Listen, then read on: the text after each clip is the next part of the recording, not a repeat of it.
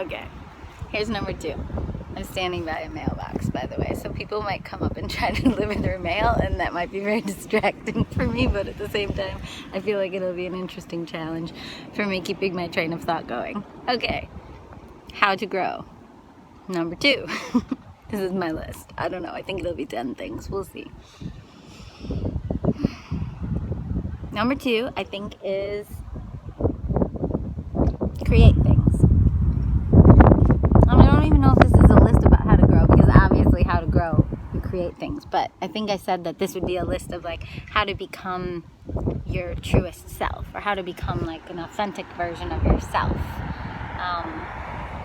Because it's gonna look different for everyone. So you can't follow those lists. I mean, you can, that like tell you do this, like a specific thing. So to be clear, when I say hello, sorry, when I say create things, what I mean is like literally anything. It doesn't mean write songs. It doesn't even mean do art. Although at one point in my life, I was seeing a therapist, and I went to a group run by a social worker on the book The Artist's Way, and that was really helpful for me in finding out that distractions. So this is what the entire world always feels like to me, is like a million distractions. It's just that they're normally in my brain. So maybe I'm using this mailbox experiment as a metaphor for what my brain normally feels like. Maybe that's ADHD. I don't know, I'm older than probably anyone that would watch these, and so I'm not really from a generation that would diagnose and or medicate that. I just work with it. I just use it. And it's probably given me some bursts of huge success, and it's probably given me lots of times where I could have been more successful if I could have focused, but whatever. I enjoy being me. So, whatever. I do, a lot. And if you don't enjoy this weird, like, interrupting myself 10 times before I get back to the point thing, like, I don't know, either A, look away, go watch someone else, or B, you know, feel free to write me if you want to be my personal editor. I have no money to pay you, but I would be curious to see if someone who actually genuinely, authentically likes me, because that's part of it, you'd have to like the things I'm saying, because otherwise I think you would just edit out everything that I like about these. But if you did like me, you know, you could try, you could edit these and then send me one, and I'd be like, oh, cool, that's way more streamlined, and I wouldn't probably even remember what the parts are that you had edited out. So editing is great. I remember I had to do it a lot in college, and I wasn't very good at it. And then it was also problematic because sometimes I wouldn't edit my papers. I was an English minor, and I wouldn't edit a certain paper. I would just let it flow out. Like one time I did it all in rhyming couplets, and my teacher told me he loved that, but that had just flown out because I like rhyming. And so when I was, that wasn't... I don't really do disclaimers where I worry about seeming like I like myself anymore. That's just dumb. I did like that paper. It was fun. It was on Moliere, and I did 10 pages in rhyming couplets. And I wasn't even trying to be a show-off. I just thought it was really fun.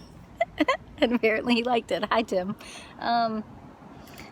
First name basis, you know, post-college, whatever. Anyway, where was I going with that? But I did write papers for multiple different English professors. They didn't all like this, but some did. That if I didn't edit, some of them thought that I cared more because it was so long.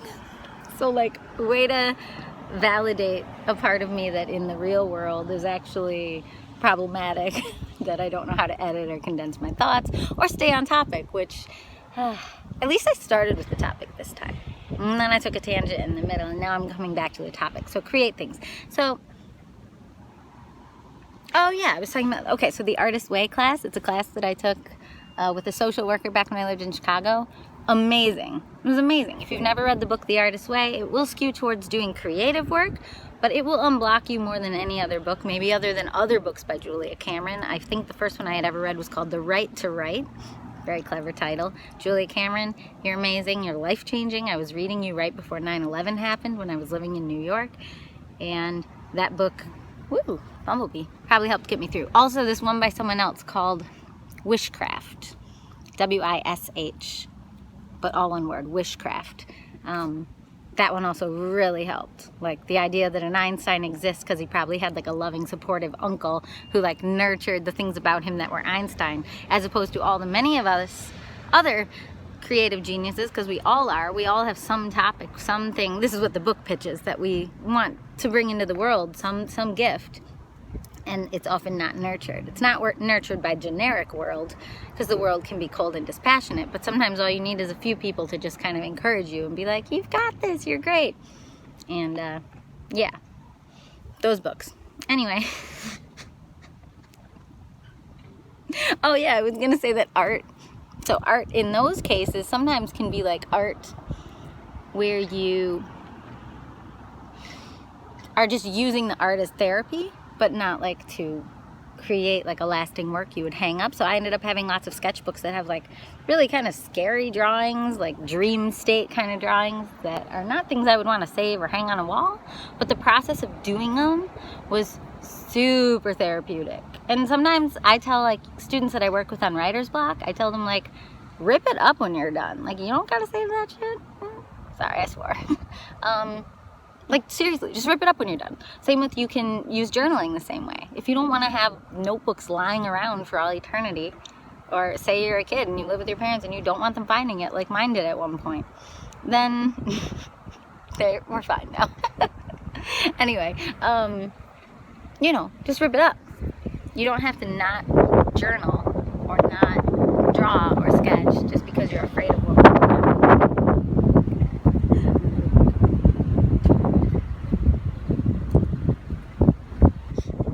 It's kind of an interesting experiment because people aren't saying hello. Like, they're just trying to mail their mail, and this weird girl is standing here. This weird woman. I'm a woman. I saw myself as a girl for like way too long. It's probably a lot where the rainbows and unicorns and stuff come from, but whatever. I'm a woman, but I like a lot of kid things. But I also like adult things. I'm learning about myself. Which is what this is about. Growth. Growing into your authentic self, whatever your authentic self is. Okay, so that's step 2 is, you know, you can write, you can journal, you can sketch, you can do whatever you need to do. It doesn't, but that's not my only point. So that's one piece of the point, is you could create actual art, or, and then we get into capital A actual baloney. Like, I don't even totally believe in that. Like, it might more be that you're doing something as an exercise just to kind of keep flowing, and then one day you happen to make something that you like love, and then you keep that one. That's how I feel art is. I don't think you can delineate it. I think that's where writer's block comes from, is people think they can delineate it. Like, oh, this will just be crap, but then once I'm ready, I'm going to make a really big, serious thing, and it's going to be so important. And it's like, that's pressure. Pressure doesn't create art. This bee is floating around me. I probably shouldn't spray my vanilla perfume in the summer. I love it so much, but so do the bees.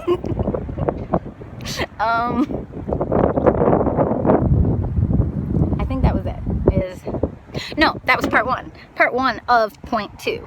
So part 2 of it is creating is not just creative arts. Like, creating anything is... I get so distracted. Well, I mean, it's my own fault because I go out in public. Sometimes people talk to me. This has been a weird response. More utilitarian. I guess they were looking at my back as they walked past, which is probably like, you know, like, hello. I'm having fun. I hope you are too. If not from this video, just in general, in life. Part 2 of, you know, create things as the second point is anything. Like, create a play date with your child. Create a new recipe from scratch. Build something out of wood. Assemble a table that you wanted. You know, buy it from IKEA, but then assemble it. Either by yourself if you like being alone like I do, or with someone you love. Like, I remember I built a desk from Kmart when I was living in New York on like the 32nd floor on the Lower East Side. And I remember how proud I felt that I got to Kmart, bought this box thing, somehow I don't even remember how I got it back there. This was like right before 9/11, and a lot of that time period is a bit of a blur. Anyway, I was very proud of myself for making this desk, which goes back to step one, which is make a home. I remember feeling like I'm living in this apartment that isn't mine. This woman from the Dominican Republic, who had been living in the US for a while now, renting out her own bedroom and living in the kitchen so she could make ends meet. And I loved that bedroom, and I loved going to school there, and I loved getting down off Cherry Street and walking through the little park.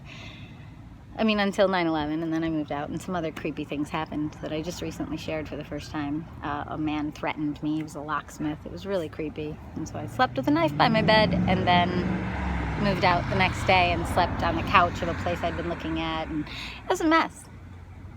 9/11, 01 era New York was a mess. And I was never allowed to talk about it. I was never allowed to tell that story in my own mind because people said, it wasn't bad enough for you, which is true. But I was trapped on the island in a state of fear and wanting to get back to my family in Wisconsin and wanting to, I don't know. But I stayed and I finished school, and it was fine, except for maybe breathing that air for like 8 months. And then, we were supposed to wear face masks, or we weren't supposed to, but a lot of people did. This is a super tragic time in history. If you're one of the people that talks about conspiracies, just FYI, for those of us who were there, and I guess I can't speak for everyone, but for me, I'll just speak for me. I don't really like hearing about that stuff. It's not that I don't want to talk. I don't need to get into that. I don't know. Maybe you do for your own personal reasons, but it's very triggering for me. Not triggering like... It just feels sometimes like people who talk about that stuff aren't remaining attached to their own heart and their own humanity, and being aware that people like me, and then people much worse off than me who had people who died in it, like we are experiencing that in a much different way than some theoretical thing that you feel like talking about or sharing in a meme. I don't know. Continue being you. I still believe in that. I really do. Be you. Talk about what you need to talk about. I won't ever really hold anyone back, but just FYI, as someone who was living there at the time and couldn't even go back to my apartment, it was actually kind of awful. Wow, so that was a weird tangent. Anyway, back to create things. So you can also, like I said, build desks, do things. Oh, the third one, part 3 of step 2, is create experiences.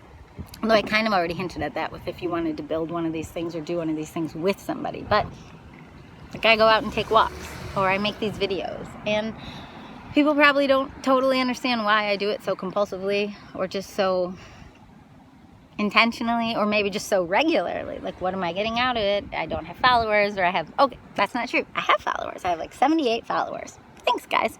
And I have like 3 or 4 people that probably watch pretty regularly. One of my friends who was originally a fan, but he also makes beautiful music, told me he sometimes makes dinner and watches these.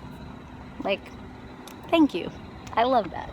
But yeah, what am I getting out of it beyond that? Like, obviously, I'm not doing it just for that one person, for them to have the experience. I'm doing it because it does something for me. And that sounds horribly selfish. And I had to come to terms with that. Creating things is kind of selfish. Not kind of. It's a wholly selfish act, because you are in your... Like, I can't create all your homes for you. If you go back to step 1, I can't create your sense of safety and groundedness in your own body and skin and spirit and mind and heart. I can't ground you. You have to ground you. That's selfish. You have to do it. Or it's self-oriented.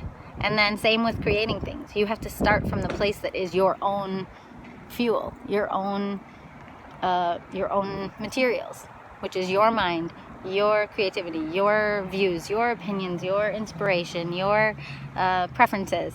And you have to do that. And that's what I'm doing when I make these videos and when I make my music. And if people don't like the way I mix it, or they don't like that I sing so quiet, or they don't like, which I've gotten that my whole life. I've gotten nothing but, okay, that's not true. I'm trying to not use extreme language. I've gotten a lot of redirecting constructive criticism that I didn't ask for. I would say of all the people I've ever known, I ask for people's feedback on my music less than anyone I've ever known. But the reason is because I've gotten so much unsolicited feedback my whole life from people who are listening. Yeah, I ask people to listen once or twice, but I almost don't even do that anymore. I throw shows, or I offer. I'll be like, I'll play for you. But I think some people think that that means that you want advice on how to be better. But I don't want to be better by your standards. I want to be better by my standards. I want to grow in ways that I feel compelled to grow. And I want to create things that I feel compelled to create, because I can't second guess and wonder what you think is good creativity or you think is good life usage. Like, I don't know what you like. And even if I did know what you like, there's billions of other people who disagree with you. So if I try to make you happy, now I've made someone else unhappy. You can't do that. Your inner compass is in you, and you know, my own creative flow, whether it's creating things to do, creating experiences, creating stuff. I got a smile. Girl on a bike. Youngest one I've seen, so. Young people are the world. No offense, old people, but get on board. If young people are obsessed with YouTube, it's because YouTube is really cool. I don't know. My piano students and my nieces and nephews teach me more than I teach them. I just think, and I don't mean about technology or some other weird thing, and I'm not saying like millennials understand how to use apps. I'm saying, and I'm on the cusp, whatever. I don't care about any of that crap. Like, I do, but I do because I've been conditioned to care about it. Like, I don't actually, in my spirit and in my being, buy into most of that. It's weird people trying to make money and, I don't know, write articles and get clicks. I don't know. I don't know why people do things. I don't even want to judge them. Like, if people like trying to understand the social world, that's kind of like modern day sociology. If people get something out of trying to categorize and explain humanity in different segments based on which decade you were born in, if that's interesting to them, then more power to them. Have at it. That's their creation. So see what I mean? Like, I just feel like I try so hard. Every time I catch myself judging somebody or judging a concept, I'm like, wait a minute, I'm doing the thing back to them that I feel them doing to me. So I'm just trying to be like, no, it's all creativity. We are all like literally taking the fodder of our own roots, like bloom where you're planted, unless where you're planted feels like toxic or just not right for you, then, you know, uproot. Know that that's going to feel like uprooting. And then when you get to a new place, even if you don't plan to stay there forever, just like you root there and then try to grow and see what that feels like. I don't know, because I didn't mean to be in Michigan, but I rooted here almost accidentally while waiting. That's a personal story. I won't tell you that. But I'm happy that I'm happy with the people that I've met. I'm happy with the band that I'm in. I'm happy with the music that I make. I'm happy with the,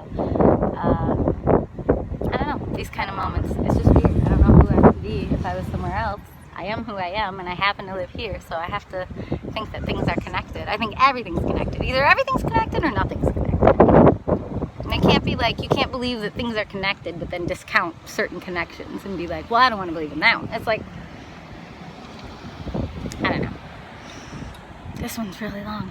So yeah, those are the 3 parts of create things, which is, I think, step 2 or part 2 of becoming your authentic self, or being, and even that's probably just a jargony concept. Like, you're always your authentic self. We're always who we are.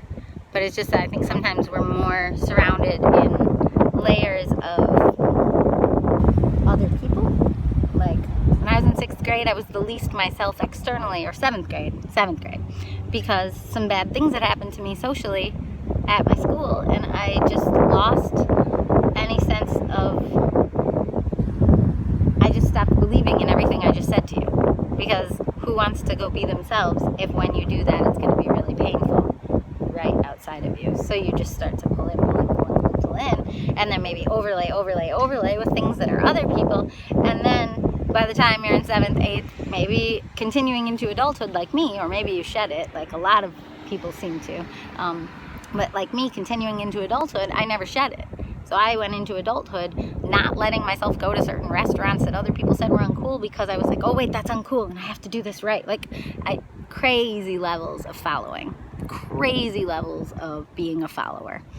And there's nothing wrong with being a follower. Like, there are leaders, there are followers, but like in my case, I was following when something in me was like saying loudly, like, but I like that, but I want to do that, but I want to make YouTube videos, but I want to do this. And so people will give me their opinion.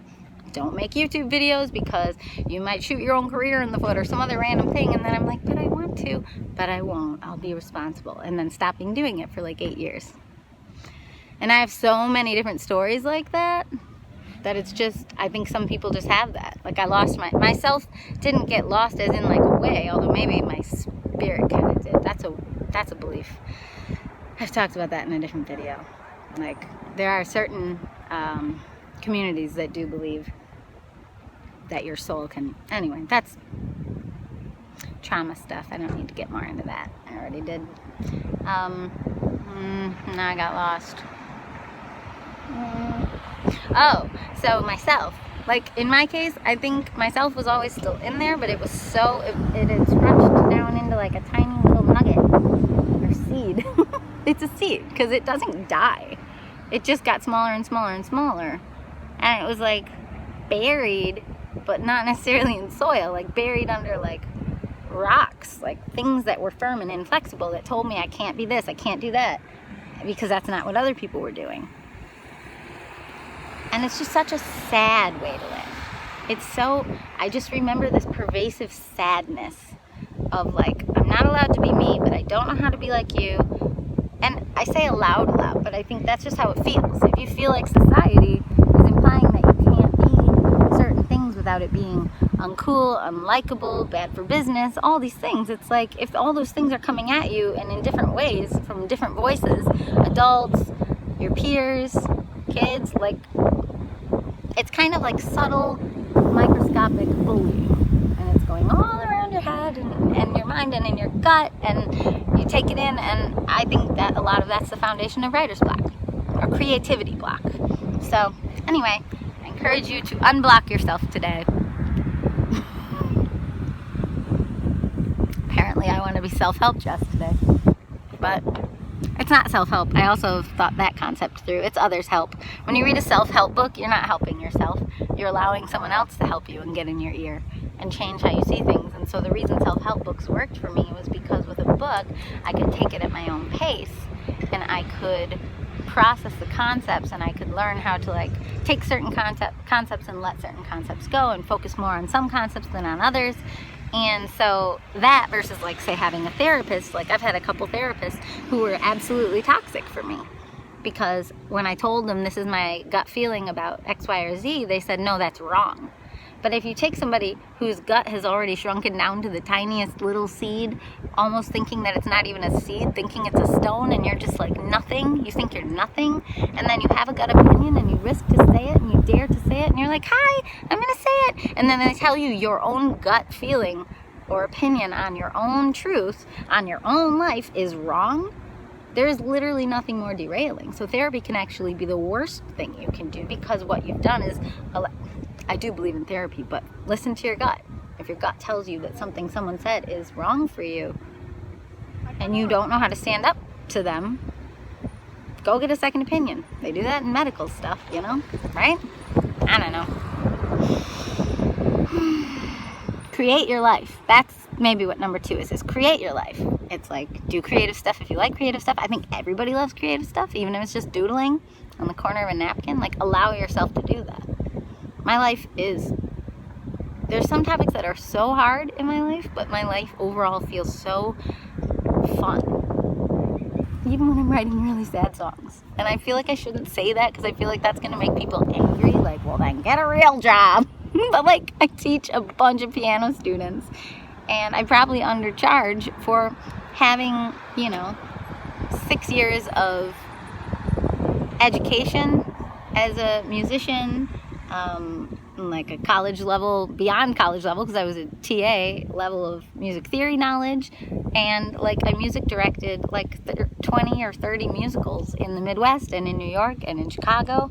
So I have like a working knowledge of how to play 200 or 300 page piano scores quickly, and I know how to teach those concepts quickly to kids and how to get people to like warp speed their reading ability. So like, I'm not the best piano teacher because I don't focus enough on curved fingers, because my teacher scarred me for life with that by saying that every single week, like right after I played something really, really well. She wouldn't say good job sometimes. She would just say, your fingers are flat again. I'm sorry, Ethel, I love you. But like, it wasn't like that sports thing that I learned from a different piano teacher, piano family of mine. He was a sports guy, and he said, no, when you're giving feedback, be tough, but do like compliment, constructive criticism, compliment. So like, don't just lead with the negative thing, because someone feels really vulnerable right after they just played a song that they worked really hard all week on, and they're feeling nervous, and maybe they just made a stumble because, oh, there's a difference in piano teaching between mistakes and stumbles, by the way. As a teacher, I would highly recommend you learn to listen for that. If you're a teacher and you want to talk, I will also teach teachers. I'm happy to. That sounds like I think I'm better than you. I'm sure I'm not. Like, I don't practice my classical songs anymore, but I did, you know, I'm a conservatory trained pianist. But in terms of how to teach, you know, if you don't want to make your kids paranoid and dry and terrified of you, there are ways to listen for stumbles that are anxiety related because they're afraid of you. Because my students, as nice as I try to be, my students are still afraid of performing for me because they want to get it right. So there's stumbles, and then there's mistakes. And mistakes is when you hear, you know, you just have to learn to listen for it. A thing that they truly practiced wrong, and they don't understand it. And then you have to go over those concepts together, drill it, help them drill it, and let them maybe perform it again or assign it one more week. But if you're assigning them their song week after week after week for stumbles they're making, you could be creating a pretty serious anxiety pattern in their life, because that's what happened to me, and it took me like 10 years to heal from my own piano lessons because they were so strict and so stressful. And sure, I became a good piano player, but I was rigid for so many years, and I play much better now and much more expressively and much more comfortably by using like self-love and like a more gentle way of talking to myself and being talked to. Oh my gosh. This was supposed to just be step 2, but now it's a random other thing. There's the courthouse. There's Grand Haven. Oh, there's my coffee mug. I got this in Bay City, Michigan on a different random... I feel like I have little spiritual sabbaticals. That's an example of creating. I realized I wanted writing retreats, and one time I spent like 2 weeks collecting recommendations and paying registration fees to try to get a writing residency at a place, and they rejected me, and I felt really small. I had gotten one writing residency before with Hill House and Crosshatch, and I loved them to the ends of the earth. They made me feel very valid, like a real writer. That's not a real term. Anyway, and then I realized, like, I like making my own writing retreats. I like, you know, going out in my car and writing songs at rest stops or at parks, or, you know, I've done them in hotel rooms. I've stayed with friends, and then just made the visit with the friends part be really short so that I can get out and write. And if that doesn't make sense to you, or it doesn't make sense to the friend, then you're the wrong friend for me to visit. Like, if you're all about FaceTime, like, not FaceTime, but like, you know, shoulds and expectations, and you can't understand somebody that, like, none of those friends come to visit me. I'm sorry, this sounds really mean, but like, it took me a long time to realize that, like, a lot of the people that I maybe want to see quickly and stay with and catch up, but then continue on my writing retreat, like, they're not necessarily planning vacations to come see me. But then I used to sense this like feeling of guilt, like if I didn't stay longer and make a big trip around it, and I've had to let go of that. Being a writer is a very solitary thing, and I do want to see you, but I don't want to see you for the whole time I'm there. I want to go off and write and create and apparently make YouTube videos, and it helps me process life and ideas. Like, I do want to catch up, and sometimes, like, with my family or like super close friends, I do want to catch up. Like, with my family, I'll like just do family stuff for like a whole week long, and then just like steal little moments to write songs or whatever in the ends of nights when everyone's in bed. That's my flow around family. But then that means I can't be around family all the time, because then my people ratio to alone ratio writing is off. I'm sharing too much. If you're someone that I love, you probably didn't watch all the way to minute 28 of a random video in like video 1150, or I don't know how many I have up right now. But if you did watch this far, just know that I love you, and it took a great deal of inner work, and it's been very painful trying to learn that truth of what I just said to you, because I never in a million years want anyone to feel bad for the truth of what it feels like to be a writer, which is, it does feel like being alone a lot. Like, maybe you can think of my YouTube videos like writing books. Like, I'm too scattered to write an actual self-help book, but it's been on my list of to-dos. I've wanted to write. I have one title called Creativity. I shouldn't tell you my titles, because maybe I'll do it someday. And then I wanted to make a TED Talk, but writing TED Talks is also very structured, and I'm just not very structured. Hello. Sorry, making a YouTube video. Anyway, so It's another big thing I've tried to recreate in my mind, is saying sorry. I probably wouldn't have said sorry to that man because he smiled, but I said sorry because other people hadn't smiled, or maybe because this is long. And that girl on the bike smiled. Would you smile at me though if you saw me? Probably not. Like, people are just like, what? If you do anything out of the ordinary, people are just like, he didn't make that face. He was nice. He was wearing a tie-dyed shirt, so. Grand Haven gets a stereotype sometimes of being super conservative, but there's actually, I was gonna say balance. I don't think it's a balance, but there's a pocket of artists and writers and musicians all over here, and there's liberals, and there's, you know, I don't know. It seems like it's getting a little bit more multicultural too, and it has a lot of tourism from all over the world because they kept submitting themselves for like contests or something, and they won like best seaside resort or something. No, seaside village, and it's like on a lake, but it does feel like a seaside village sort of. This is so long and I don't know how to stop. I could just push stop, but every time I watch a video that does that, like, it feels like it stops just because I felt guilty that it was long. Every time I see one of those and then it just abruptly ends, I am actually upset. Like, I want past me to have wrapped up whatever concepts or emotions that I put out in a video, but it's just, for some reason, sometimes I have more energy and ideas than others, and I don't know how to untangle and resolve them. So, last but not least, yeah, I already tried to wrap up in a serious way, so I'll just wrap up by being really present in this moment. Thanks, mailbox. Thanks, Grand Haven Post Office. Oh, if you would like to purchase anything by Jessica and the Rainbow, maybe someday I'll like put type in here and you can click on it, but I probably won't because that involves being organized or having an editor. I don't have an editor and I'm not organized, but look, that car's in my hand. Oh my gosh, I'm holding a car. I can hold my coffee cup. This is more fun than I thought it would be. Anyway, but this is the sweet little post office that I go to whenever I mail packages to my patrons, which, oh my gosh, I gotta mail my summer packages. I'm wearing shorts. Oh, I kind of wanted to show you my shorts. Okay, I got scared and then I was like, who cares? Like, really? They're just legs. Ooh, I have legs. But it is like a really nice summer day, and it's September 14th. And you know what? I was like, I'm gonna go out in my summer outfits and enjoy my little hometown, just like I used to do. That is me creating my life. This is how I do it. I felt like doing it, and then I got ready, and then I did it. And these videos have been longer. It's also the other part of being creative, is then you have to flow with it, because I thought I would do more of X, and I ended up doing more of Y. So now I'm using up a lot of my time to make these videos, but in hindsight, I'll be happy about that because I like this day.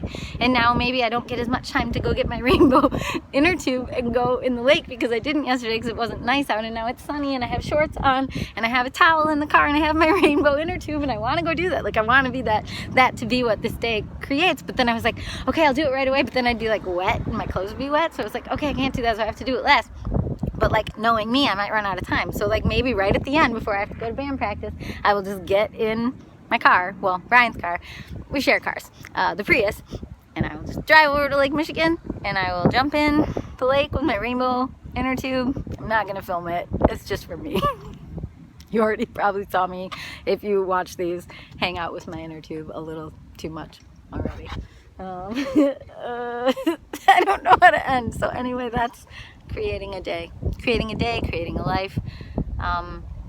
You know, I get really inspired. The hardest thing about being creative, though, is that the more you have ideas and the more you unblock your own creativity of things you want to do, the more you're going to think of ideas. And that's why I'm doing this 52 Dreams Challenge this year, because it was a way to notice that, like, okay, if I have a list that has, like, I wasn't trying to make, like, not that at all, not that at all, don't even see that image, go away, image.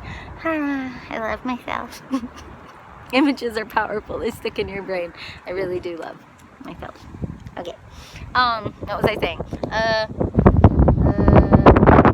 Oh, so the more ideas you get, the more ideas you'll want to execute, and then the more you want to execute them, the more open you have to make your life for all of this life thing. Like, I don't have kids. That's a big way that I have time for this.